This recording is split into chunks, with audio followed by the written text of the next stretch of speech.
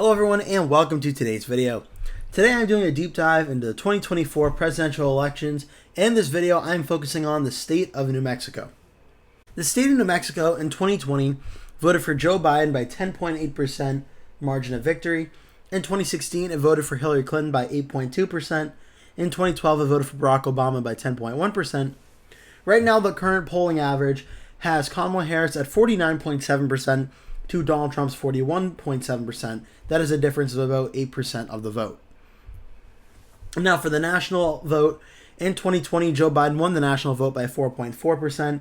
Hillary Clinton won it in 2016 by 2.1%. 2012, Barack Obama won it by 3.9%. In 2024, the current head-to-head national vote polling average, as of the day I'm recording this video, is 1.8% of the vote. That's an average of 3.5% across the last three elections. Harris is currently underperforming that 3.5% by about double at this time. Now, New Mexico's vote compared to the national vote, it's actually very interesting how consistent New Mexico has been across the last three elections. In 2020, New Mexico voted 6.4% more Democratic than the national vote. In 2016, New Mexico voted 6.1% more Democratic than the national vote. And in 2012, New Mexico voted 6.2% more Democratic than the national vote. That is an average popular vote difference of about 6.2% of the vote. So it's been very, very consistent across the last three, and it would be a pretty, seems to be safe bet that will continue in 2024. Now for the ratings of the state of New Mexico. On Real Clear Politics, New Mexico is listed as lean for Kamala Harris. Sabado's Crystal Ball has it as likely Harris. Inside Elections has it as solid Harris. Decision Desk HQ in the Hill has it as likely for Harris. And Cook Political Report has it as likely Harris. So three different characterizations across these different forecasting companies, firms, whatever you want to call them. I think it's certainly, the one commonality is that it seems like Harris is certainly favored to win this state. By how much is the question, but she definitely has an advantage in the state of New Mexico. Some counties I'm watching for in New Mexico. The first county is Sandoval County, which is a suburb of Santa Fe. And I'm watching this one because you look at the margins of it, where it was 5.3% in 2012, 2.9% in 2016, and 8.4% in 2020. I'm watching this one to see what the margins are going to be, because there's not really too much to watch out for in the state of New Mexico, but depending on how Kamala Harris is performing in this county, if it's less than 8.4, maybe Trump is outperforming his 2020 numbers. If it's greater than 8.4 in Sandoval in a suburban county like this, maybe that's a sign Harris is outperforming Biden's 2020 numbers. So that's one I'm interested in watching. Cibola County, this is a suburb of Albuquerque. This is one I'm watching because it went from 23.8 in 2012 to 6.8 in 2016 to 8.6 in 2020. I'm really fascinated to see how this one's going to go. Similar to Sandoval, suburban county. We expected to vote Democrat, but by how much? That is what I'm watching for to see what the margins will be. Socorro County. Again, this is one where it was 18.6 in 2012 for Obama, 10.1 in 2016 for Clinton, and 6.5 for Biden in 2020. It seems to be trending more and more towards the Republican side. Will 2024 be a continuation of this?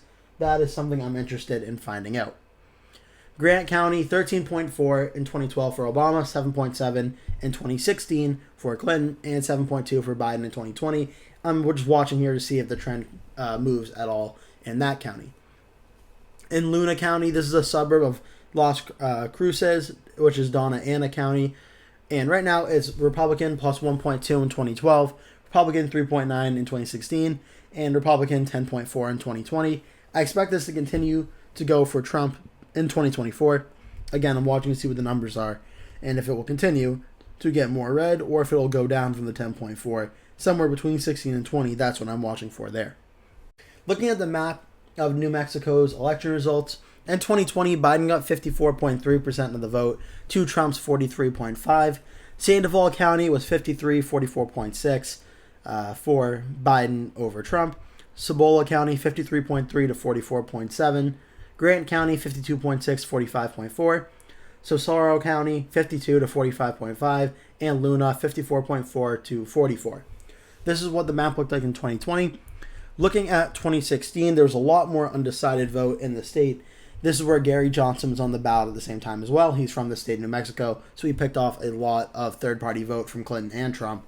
It was 48.3% statewide for Clinton, 40% statewide for Trump. Sandoval was only a margin of about 2.9% here, much smaller than 2020, 44.9 to 42. Cibola was 46.4 to 39.6. Grant County 49 to 41.3.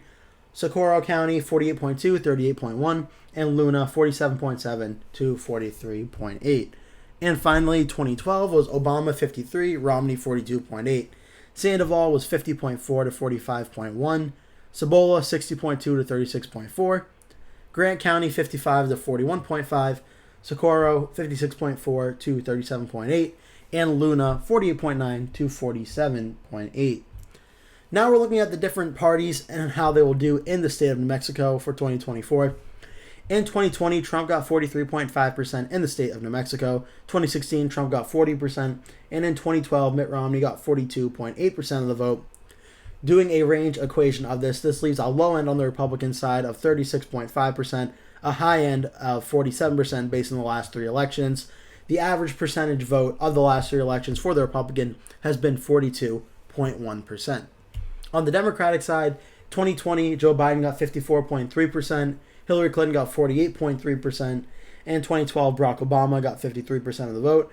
Again, conducting a range equation, this leaves a low end for the Democrats of 42.3, a high end of the Democrats is 60.3 based on the last three election results, and the margin vote in New Mexico was 51.9 across the last three elections.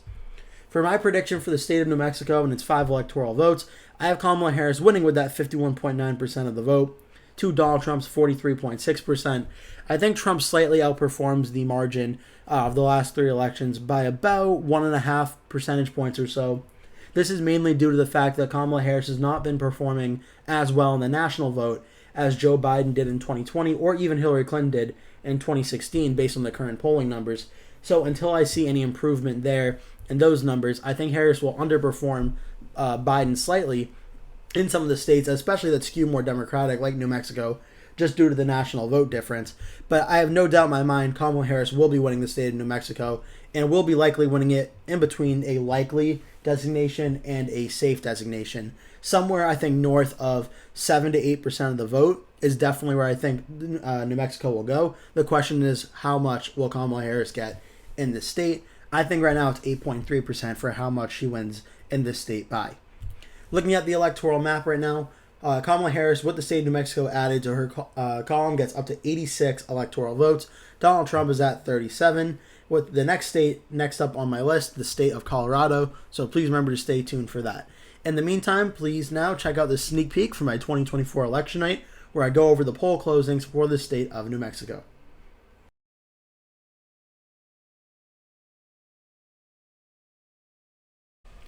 It is now 9 p.m. on the East Coast, and we have a second huge poll closings of the night, including several key, very important battleground states. The states with their polls closing right now are Arizona, Colorado, Kansas, Louisiana, Michigan, Minnesota, Nebraska, New Mexico, New York, North Dakota, South Dakota, Texas, Wisconsin, and Wyoming. Now let's take a look at what projections we can make at this time. And in the state of New Mexico and its 5 electoral votes, we can officially project that it has been won by Kamala Harris. A state that Joe Biden was able to win in 2020 by 10 points has now voted for Vice President Harris.